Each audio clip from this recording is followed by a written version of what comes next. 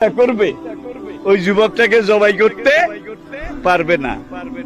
2004 সালে ফিলিস্তিনের গাজা নগরীতে একটা ছেলে জন্মগ্রহণ করেছে। 2004 সালে একজন বৃদ্ধা বুড়ি, সে তার মেয়েকে নিয়ে রাস্তার পাশে এসে দাঁড়িয়েছে। আর গাজা ফিলিস্তিনের সবচেয়ে বড় শায়েখ, সবচেয়ে বড় আলেম ঈসা বাদওয়ান, তিনি গাড়ি নিয়ে বের হয়েছেন। এমন সময় বুড়ি বলে, কে তুমি? তোমাকে চিনি না, আমার এই মেয়েটার প্রসব ব্যথা শুরু হয়েছে।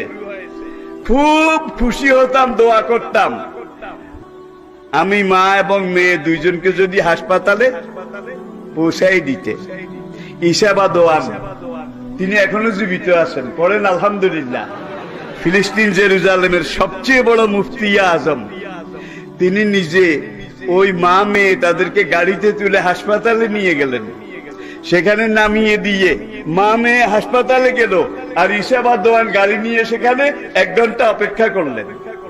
1 ঘন্টা অপেক্ষা করার পরে এইবার ওই বুড়ি আর তার মেয়ে নাতি কোলে করে, নাতি যেটা হাসপাতাল প্রসব হয়েছে এইটাকে কোলে করে যখন এসে গাড়িতে উঠলো, উঠার পরে ঈসা বাদওয়ান আবার নিজে গাড়ি চালিয়ে ওই বুড়ি এবং মেয়ের বাড়িতে পৌঁছায় দেওয়ার পরে বাচ্চাকে যখন সেখানে শোয়াইলো, 3.5 ঘন্টা আগে জন্মগ্রহণ করেছে এই বাচ্চা এখন বলল আসসালামু আলাইকুম ওয়া রাহমাতুল্লাহ।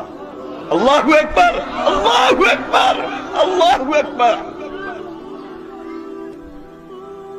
এরপরে ওই বাচ্চাটা বলে, দাজ্জাল আসা একেবারে খুব নিকটবর্তী, কাছাকাছি। এই দাজ্জালের সর্বশেষ যাকে হত্যা করবে সেই শহীদ হব আমি নিজে। এইবার দাজ্জাল যখন তাকে জবাই করতে পারবে না, মধ্যপ্রাচ্যের সব ইমাম শায়েখ, সব মুফতি মুহাদ্দিস, সৌদি আরবের, জর্ডানের, ফিলিস্তিনের, ভারতের এবং দুনিয়ার বিভিন্ন দেশের বড় বড় আলেম ওলামা, ইসলামিক স্কলার, তারা বলেন ফিলিস্তিনের সেই ছেলেরা 2004-এ জন্মগ্রহণ করেছে, তাইলে এখন তার বয়স 15 বছর। কত?